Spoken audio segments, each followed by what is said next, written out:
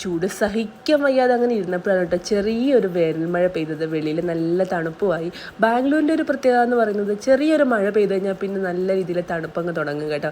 എന്താണെങ്കിലും വെളിയിൽ നല്ല തകർത്ത് വേനൽ മഴ പെയ്തുകൊണ്ടിരിക്കുകയാണ്. അകത്ത് നമ്മളിതാ അടിപൊളി ഒരു ലഞ്ച് കഴിക്കാൻ പോവാണ് കേട്ടോ. എൻ്റെ സ്പെഷ്യലായിട്ടുള്ള ബീട്രൂട്ട് തോരനും തക്കാളിക്കറിയും. പിന്നെ ഇതാ ഇന്നത്തെ ലഞ്ചിൻ്റെ സ്പെഷ്യൽ ഇവനാണ് കേട്ടോ. എനിക്കിതാ ആൻറ്റി കൊണ്ടുതന്ന നല്ല അടിപൊളി മീൻകറി. സത്യം പറഞ്ഞാൽ എൻ്റെ ലൈഫിൽ ആദ്യമായിട്ടാണ് ബാംഗ്ലൂർ സ്റ്റൈലിൽ ഒരു മീൻകറി ഞാൻ ട്രൈ ചെയ്യാൻ പോകുന്നത്. വീഡിയോ എൻ്റെ അമ്മ കാണുന്നുണ്ടെങ്കിൽ അമ്മ എന്താണെങ്കിലും ഇത് വിശ്വസിക്കില്ല കേട്ടോ. അതിൻ്റെ റീസൺ വേറെ ഒന്നുമല്ല, ഞാൻ എല്ലാ മീനൊന്നും അങ്ങനെ കഴിക്കാറില്ല. വീട്ടിൽ വെച്ചാണെങ്കിൽ നല്ല കിളിച്ചുണ്ട മാങ്ങയൊക്കെ ഇട്ട് അമ്മ ഈ ഒരു അയില വെച്ച് തന്നാൽ ഞാനും ചേട്ടനും തൊടത്ത് പോലും ഇല്ലായിരുന്നു കേട്ടോ. കാരണം വേറെ ഒന്നുമല്ല, ഇതിൻ്റെ ഈ ഒരു സ്കിന്ന് തന്നെയാണ്.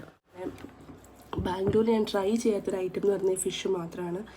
കാരണം എനിക്കെന്തോ ഫിഷ് കഴിക്കാൻ വലിയ താല്പര്യമില്ലായിരുന്നു ബാംഗ്ലൂരിൽ. പക്ഷേ ഇത് അടിപൊളിയായിട്ടുണ്ട് കേട്ടോ. സൂപ്പർ ടേസ്റ്റായിരുന്നു. എന്തായാലും എൻ്റെ ഫസ്റ്റ് ടൈമാണ് ഞാൻ ബാംഗ്ലൂരിൽ നിന്ന് ഫിഷ് കൂട്ടി കഴിക്കുന്നത്. നമ്മളിവിടുത്തെ കേരള റെസ്റ്റോറൻറ്റിൽ നിന്നൊക്കെ കഴിക്കാറുണ്ടെങ്കിലും ബാംഗ്ലൂർ സ്റ്റൈലിൽ ഫിഷ് ഞാൻ ആദ്യമായിട്ടാണ് ഫിഷ് കറിയാണ് കഴിക്കുന്നത്. ഇത് നമ്മുടെ അയില മീനാണ് കേട്ടോ. അയിലയായത് തേങ്ങയൊന്നും ചേർക്കാതെ ഒരു രസത്തിൻ്റെയൊക്കെ ടേസ്റ്റ്. സ്കിന്നൊക്കെ മാറ്റി വെച്ചിട്ട് ഞാൻ കഴിച്ചെങ്കിലും സംഭവം അടിപൊളിയായിരുന്നു കേട്ടോ. നല്ല ടേസ്റ്റും ഉണ്ടായിരുന്നു. എൻ്റെ ഒരു ഫസ്റ്റ് ടൈം എക്സ്പീരിയൻസ് ആണ് ബാംഗ്ലൂരിലെ ഫിഷ് കറി. നമ്മുടെ അയില പക്ഷേ ഇവിടുത്തെ സ്റ്റൈലിൽ വെച്ചിരിക്കുക. പിന്നെ എൻ്റെ തക്കാളിക്കറിയും തോരനും ഫിഷ് കറി. വെളിയിലാണ് നല്ല മഴയാണ്.